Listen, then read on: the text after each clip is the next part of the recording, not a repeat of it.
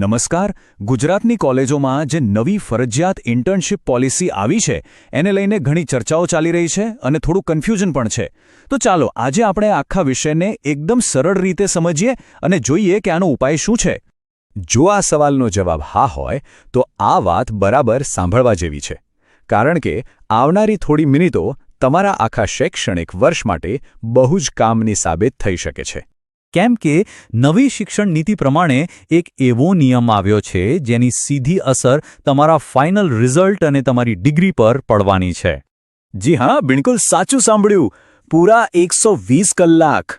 અને આ માત્ર એક આંકડો નથી, પણ ડિગ્રી મેળવવા માટેની એક નવી અને કમ્પલ્સરી શરત છે. તો સૌથી પહેલાં એ જ સમજીએ કે આ નવો નિયમ આખરે છે શું અને કોને કોને લાગુ પડે છે. જો આ નિયમ છે ને એ ફાઇનલ યર એટલે કે છઠ્ઠા સેમેસ્ટરના BA અને BComના સ્ટુડન્ટ્સ માટે છે. અંદાજે 55,000 જેટલા વિદ્યાર્થીઓ પર આની સીધી અસર થશે. અને હા, આ કોઈ એક યુનિવર્સિટી માટે નથી. ગુજરાતની બધી જ યુનિવર્સિટીમાં લાગુ થઈ ગયું છે. આ ઇન્ટર્નશિપ માટે 100 માર્ક્સનું એક આખું પેપર ગણાશે અને તેને ડિસેમ્બર મહિના સુધીમાં પૂરું કરવું કમ્પલ્સરી છે. અને સાંભળો, આ નિયમની સૌથી સિરિયસ વાત, જો આ 120 કલાકની ઇન્ટર્નશિપ ટાઈમસર પૂરી ના થઈ તો રિઝલ્ટ સીધી ફેલ આવશે. આમાં કોઈ ઓપ્શન નથી, આ એક ફરજિયાત જરૂરિયાત છે.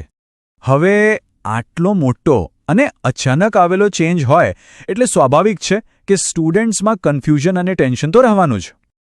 આ શબ્દો ઘણા બધા સ્ટુડન્ટ્સ અત્યારે કંઈક આવું જ ફીલ કરી રહ્યા છે કે ભાઈ, એક બાજુ ફાઇનલ યરની એક્ઝામનું ટેન્શન અને હવે ઉપરથી આ 120 કલાકની ઇન્ટર્નશિપનો ભાર.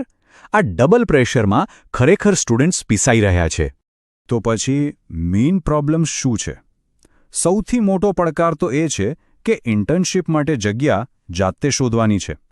કોલેજ તો ખાલી એક લેટર આપી દેશે. હવે આ લેટર લઈને અલગ અલગ સંસ્થાઓમાં જવાનું, ક્યાંકથી હા સાંભળવા મળે, ક્યાંકથી ના પણ સાંભળવા મળે. આ બધી દોડધામ અને ડિસેમ્બરની ડેડલાઇન. માનસિક તણાવ તો વધારે જ ને. સારું, આ બધી પરિસ્થિતિમાં કોલેજ અને પેરેન્ટ્સનું શું કહેવું છે? ચાલો એમનો પોઈન્ટ ઓફ વ્યૂ પણ જોઈએ. હવે જુઓ, અહીંયા જે વાત છે ને એ બહુ જ રસપ્રદ છે. વાલીઓ અને કોલેજો બંનેનો ઈરાદો સારો છે, પણ રીત અલગ અલગ છે. પેરેન્ટ્સ કહે છે કે નિર્ણય બહુ સારો છે, છોકરાઓને પ્રેક્ટિકલ નોલેજ મળશે, પણ યુનિવર્સિટીએ જગ્યા શોધવામાં હેલ્પ કરવી જોઈએ. જ્યારે બીજી બાજુ કોલેજોનું કહેવું છે કે અમે તો 46 કરતાં પણ વધુ જગ્યાઓનું લિસ્ટ આપ્યું છે, પણ સ્ટુડન્ટ્સને પોતાની પસંદગીની છૂટ મળવી જોઈએ ને, જેથી એમને જેમાં રસ હોય ત્યાં જઈ શકે. ઓકે, તો આ બધું કન્ફ્યુઝન અને અલગ અલગ મંતવ્યો વચ્ચે સાચો રસ્તો શું છે?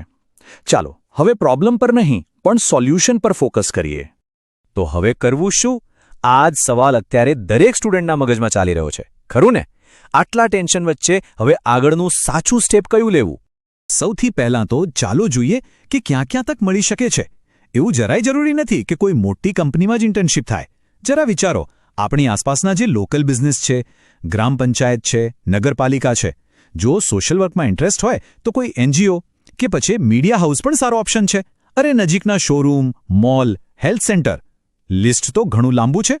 આખી પ્રોસેસને છે ને આપણે એકદમ સિમ્પલ 4 સ્ટેપ્સમાં સમજી શકીએ.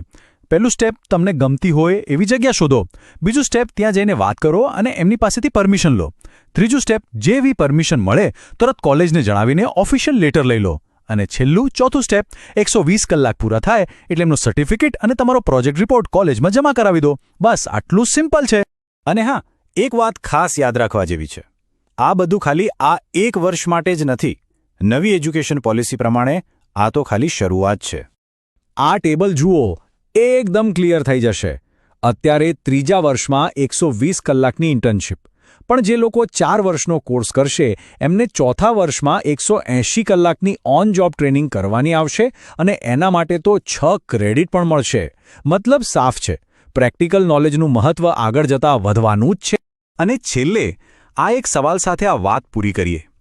અત્યારે ભલે આ 120 કલાક એક ભાર જેવું લાગતો હોય, પણ જરા બીજી રીતે વિચારો. શું આ એક તક ન હોઈ શકે? પ્રોફેશનલ લોકો સાથે કોન્ટેક્ટ બનાવવાની, કરિયર માટે સાચી દિશા શોધવાની અને ભવિષ્ય માટે તૈયાર થવાની એક ગોલ્ડન તક. હવે આનો જવાબ તો સમય અને સૌનો પોતાનો અપ્રોચ જ આપશે.